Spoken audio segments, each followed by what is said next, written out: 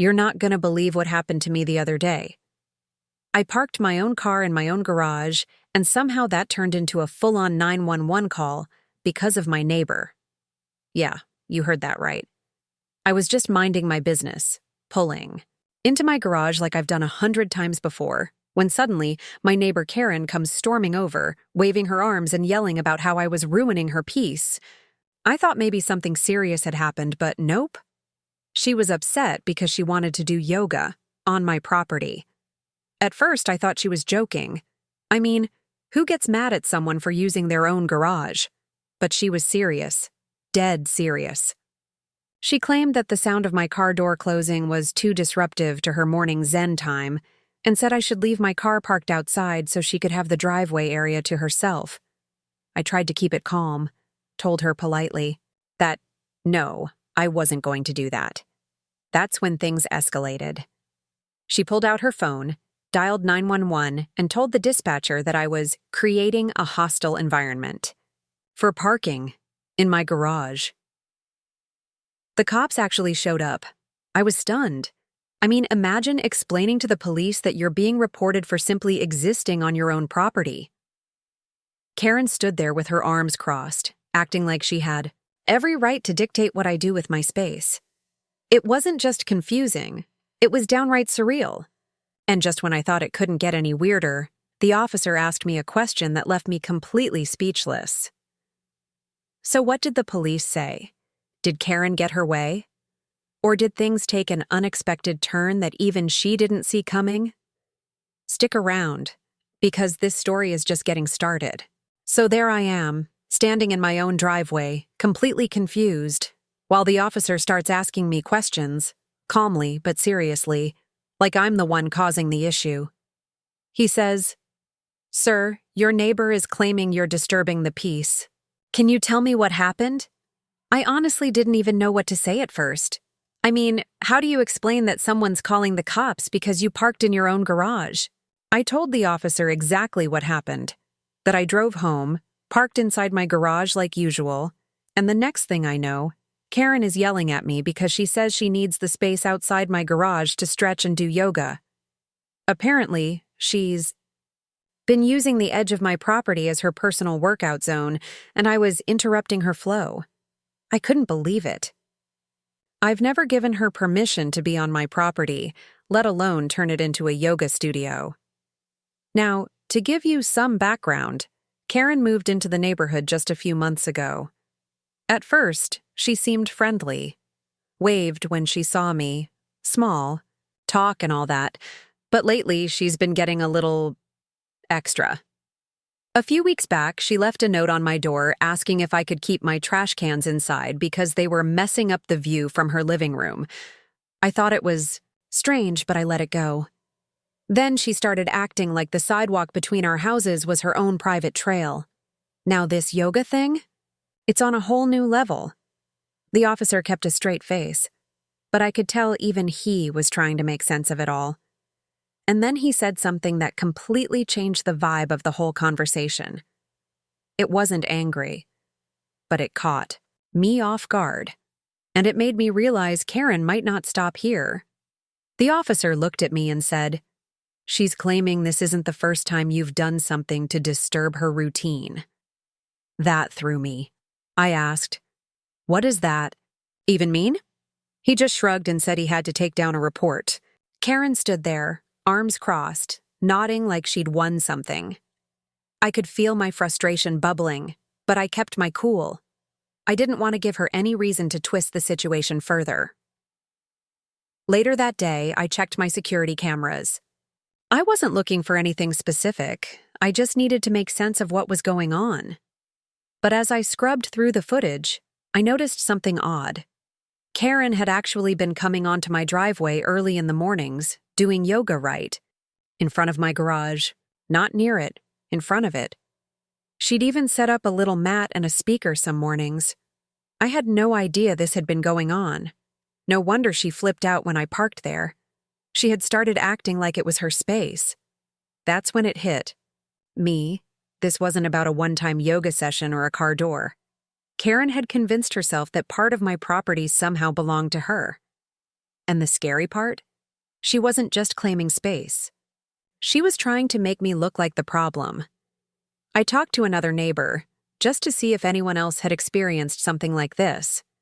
And sure enough, they told me Karen had asked them to turn down their wind chimes because they were too spiritual and messed with her meditation. Another neighbor said Karen left a note complaining that their garden lights were throwing off her energy. It wasn't just me. Karen had been doing this to everyone. But here's where things really start getting weird. One night, around 5 a.m., I caught her on my security cam again, not doing yoga, not stretching, just standing there, staring at my house. When I saw that footage, Karen just standing there, motionless, staring at my front door in the dark, it sent a chill down my spine. It wasn't just odd anymore, it was unsettling. I replayed the clip a few times to make sure I wasn't imagining it. But no, there she was, barefoot, arms crossed, just staring. Not moving, not stretching, just watching. It was like something out of a thriller movie, except it was happening to me. I didn't know what to do at that point. I hadn't done anything wrong. I hadn't even spoken to her since the police came. But now I was starting to feel uneasy in my own home. I didn't sleep well that night. I kept checking the cameras, the locks, even the garage door. My own garage, the one that started all this. It's wild how something so normal can suddenly feel like the center of chaos. The next morning, I found something new. A handwritten note slid under my front door. No envelope, no name, just a piece of paper with a message. "You're not being very neighborly. Try harder." That's all it said. No signature, no explanation. The handwriting didn't look familiar, but let's be real. I didn't need a handwriting expert to guess where it came from. I brought it to the attention of the same officer who responded before. He took it seriously, but said without proof. There wasn't much they could do. He suggested setting clear boundaries and documenting everything, which I was already doing. But he also said something that made my stomach turn. Sometimes these things escalate before they cool off. Just be careful. And then, just when I thought things couldn't get more tense, I came home from work to find my garage door wide open. And I know I closed it that morning. Inside, nothing looked stolen, but something was off. Something had been moved. And that's when I realized this wasn't just about yoga anymore. I stood in the middle of my garage, just staring. At first glance, everything looked okay. My tools were still on the wall, my bike was leaning where I left it, and the car was untouched. But then I noticed the storage bin in the corner had been pulled open. It was subtle, but I never leave it like that. It's where I keep random things, seasonal decorations, some old paperwork, and stuff I don't use often. Nothing valuable, just personal. Still, it felt violated. I checked the security footage again, and that's when I saw her. Karen. She had walked straight into my garage about 20 minutes after I left for work that morning. No hesitation, like she belonged there. She didn't even look around nervously. Just strolled in, stayed for about 5 minutes, and walked right back. Out! I felt my stomach drop. I hadn't given her a key. There were no signs of forced entry. That meant one thing. She found a way in. Or worse. Maybe she had been watching closely enough to figure out the code. I reported it to the police immediately and showed them the footage. This time they were more concerned. They said they'd follow up, maybe talk to her again. But part of me could tell. Unless she did something major, they probably wouldn't step in. The law moves slow when there's no real damage, but I knew this wasn't just some harmless neighbor dispute anymore. It was starting to feel calculated. The next night, I got a call from the neighbor across the street. He said he saw Karen walking around my property again, this time with what looked like a measuring tape. Measuring. Who does that? He even snapped. A photo from his window.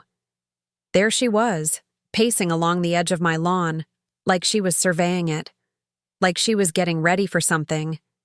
And just when I thought I couldn't be any more thrown off, I got a letter in the mail, not from her, but from a lawyer, a notice, claiming I was encroaching on her space.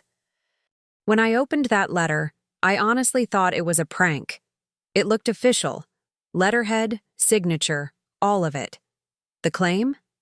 That a portion of my driveway and garage extended onto what Karen believed was her property line.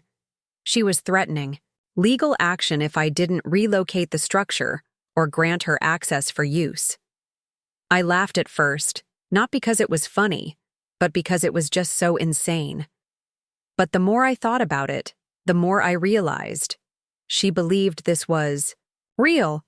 I immediately got a surveyor out. I needed to know, once and for all, if there was even a sliver of truth to her claim. The guy spent hours measuring, double-checking the property lines, walking me through everything. And when he handed me the final report, I finally felt like I had solid ground to stand on, literally. My garage, my driveway, every inch of it was completely within my legal property. There was no overlap, no encroachment. Karen's claim was baseless. I handed that report straight to the officer I'd been dealing with and also sent a copy to the law firm. Turns out, the lawyer she hired wasn't even a practicing attorney, just a family friend with a letterhead, who helped her draft something to scare me. Once the authorities saw that, things shifted fast. Karen was given a formal warning and advised to stay off my property or face trespassing charges. Finally, it felt like things were ending. But here's the twist. Just when I thought it was all over, another neighbor came forward with something I never expected. He had security footage from weeks earlier, before Karen ever called the cops, that showed her walking around the neighborhood, knocking on people's doors, asking if anyone else thought I was too controlling of the space around his house. She was trying to build a case, a pattern, like she was laying the groundwork all along. That's when it hit me. This wasn't about yoga. It never was. It was about control, about making me feel like I didn't belong in my own home. And she almost succeeded. Almost. After everything, police visits, false claims, and late-night driveway surveillance, I finally got some peace. Karen stopped coming around. No more yoga sessions on my property, no more weird notes. And thankfully, no more surprise legal notices. I heard through the grapevine that after the police warning and the failed attempt to scare me with that letter, she backed off completely. Some neighbors even said she started keeping to herself, which, honestly, was the best outcome we could have hoped for. I took a few extra steps too. Changed my garage code, upgraded the security cameras, put up a small privacy fence, not to block anyone out, but just to set clear, respectful boundaries. It's amazing how something so simple, like parking in your own garage, can spiral into a whole storm when the wrong person feels entitled to what's not theirs. Talking to neighbors later, I realized I wasn't alone. Karen had been slowly pushing her way into everyone's comfort zone. Whether it was noise complaints, energy disturbances, or garden lights that didn't match the vibe, she was slowly testing everyone's limits. I just happened to be the one who pushed back. This whole experience taught me a lot about boundaries, physical ones, legal ones, and personal ones.